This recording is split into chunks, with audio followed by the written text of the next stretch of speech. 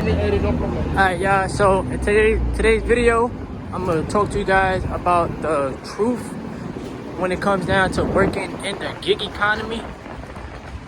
Whether it's DoorDash, Grubhub, Uber Eats, whatever y'all do, bruh. I'm gonna talk to y'all about my own perspective, and I'm gonna give y'all some advice.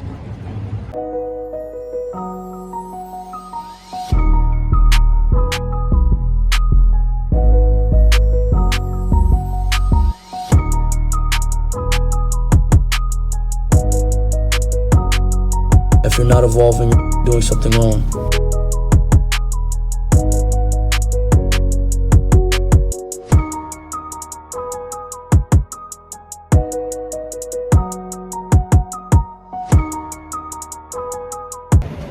So I do want to start this video by saying this. Everybody's area that they live in is different. Alright? Your market, there we go, that's the word. Thank you, universe. Everybody's market is different. And the gig economy is not as easy as it may seem. That's that quote, yes sir. It's not as easy as it may seem, because you really out here on your own. Real talk, you really out here on your own. And you really gotta figure it out. You know what I'm saying? Now, some people may get on these apps and feel as if oh, I can make 500 a day, I can make 300 a day, whatever. But the chances of that, especially if you don't have a car, is very, very slim. All right. You could definitely make over $100 per day, which all in all is good, as long as you have good financial management. Because some people, they get the money, they make the money, and then they spend it super fast. But then you ain't buying no assets. You're not taking into consideration your future self, things like that. And then some people may look at the gig economy as, oh, I have my freedom. Well, I'm gonna keep it real with y'all, bro. In the gig economy, you are really, if you don't work, you're not gonna make no money. You know what I'm saying? Now, like I said, everybody's market is different, bro. So me personally, I live in New York City, and people order out here. I ain't gonna front. People love Uber Eats, but a lot of people don't tip.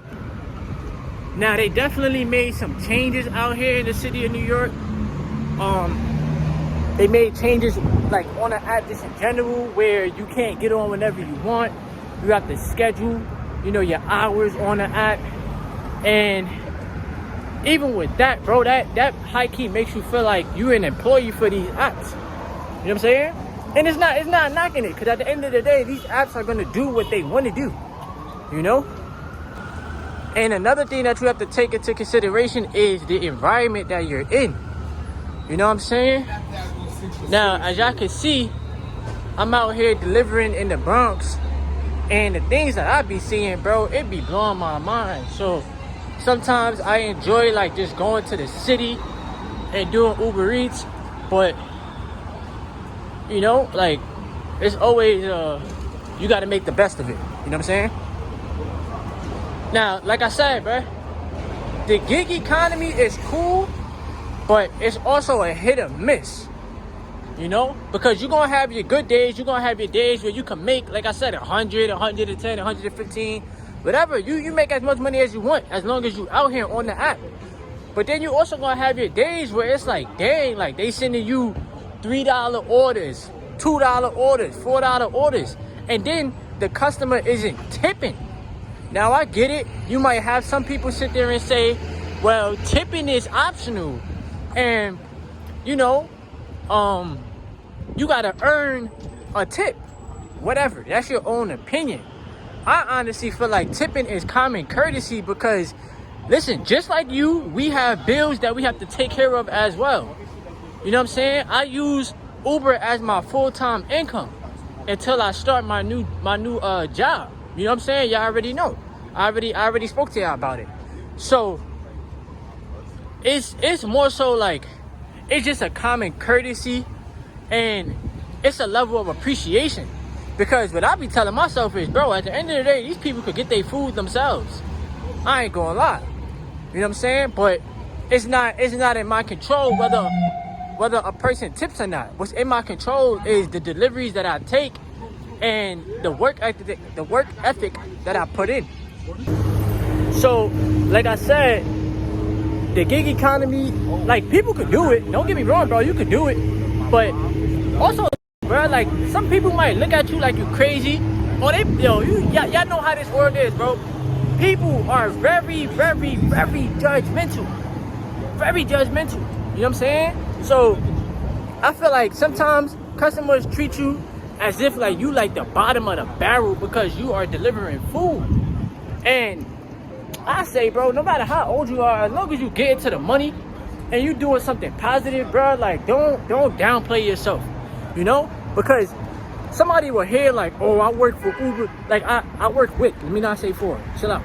I work with Uber Eats. I do Uber Eats, or I do DoorDash, I do Grubhub. And then they're automatically judge you, right? Based off of that. But at least you got a source of income. At least you're not out here selling drugs. You're not out here doing some knucklehead stuff. You out here really getting to it. And you added value to people's lives. How? Because you're feeding them. You know? So I learned to look at the positive in the job and in the journey. You know what I'm saying? And me, I started back in the gig economy. It's been almost 3 years now, right? It's been 2.5 years, right? Give or take. And I've completed over 13,000 deliveries. You know? So to me, that's a milestone because it's like, wow, like I've done a lot of deliveries, you know? So I can definitely tell y'all, like, it's money out here to be made. But you also got to factor in too, bro. If you have a car, right? You got to factor in the fact that you're going to have to use your own car. I get it. A car is bought to be used. I get that. But you're going to have to use your own car. You're going to have to pay for your own gas, right? All you changes, wear and tear on your car, on your vehicle. And then you have to understand too that you got to set money aside for taxes. You know what I'm saying? So I don't want nobody to think like, oh, I'm about to work for the gig economy and then I don't have to worry about those things. Yes, you do. Self-employment tax is 15.3%. So whatever you make, if you make $100, you better set aside $15.30 just for the self-employment tax. So that's just off of $100. So technically you're really only making like $85, right? And then the more that you make, the more that you're gonna have to set aside for taxes. So you know what I'm saying? Like you have to take those things into consideration, you know? And then you have to make sure you're learning how to budget. I don't know how I've been able to do it, making it a full-time job and being able to pay my rent, come on, man, gosh, right? My bad, y'all. Pay my rent, pay my phone bill, you know, like just take care of myself, still have money for assets. It's off the strength of God, bro. It's not just me. It's literally off the strength of God. Because when you out here, you don't know how much you're gonna make per day. You know what I'm saying? And then too, you always wanna make sure, bro, like you are by restaurants that is gonna be active.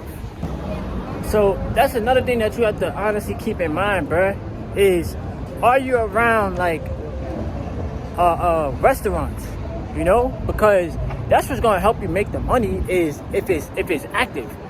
Now you might have your good days, bro, like when it's like weather-wise, right? When it's raining, when it's snowing, you know, things like that. People are gonna order food, you know? And then you have like your summer slowdown, so it might get a little bit slow. People not ordering as much. A lot of people are going out, you know, things like that. So it's really things that you have to take into consideration. But like I said, man, like the gig economy itself, because people will always ask like, oh, is the gig economy active or is it worth it? At the end of the day, it's up to you and it's up to your work ethic. Are you gonna come out here and put in the work? Are you willing to like stay out for long hours, right? Because that's what it's gonna take. Nothing is gonna be handed to you out here in the gig economy, bro. Like, cause you really on your own, bro. You don't have no boss. You don't have nobody telling you what to do. You gotta clock in today. Bro, it's all up to you. And I get it. Like, we all be wanting that level of freedom, but then you really gotta understand, bro. You just created a job for yourself. And I'm thankful for these apps, bro. I'm not gonna lie to y'all, bro. I am thankful for these apps. You know what I'm saying? I just wish Uber did not remove the tip option. Because customers tip after the delivery is complete. But a lot of customers don't even get on the app after they get their food. They are just eating. That's it. They don't care to get on the app. Once they get their food, that's it. Close the app. You know what I'm saying? So they're not worried about, oh, should I tip my driver? They're worried about, I just want to eat my food. Is my food hot? You know what I'm saying? So, like I said, man, it's things that you really have to learn how to take into consideration when working these gig apps. Always make sure you have multiple sources of income, you know? That's why I tell y'all all the time too, make sure y'all owning assets, make sure y'all buying stocks, you own some type of real estate, because you gonna need that, bro. You gonna need that. And don't let these apps overwhelm you.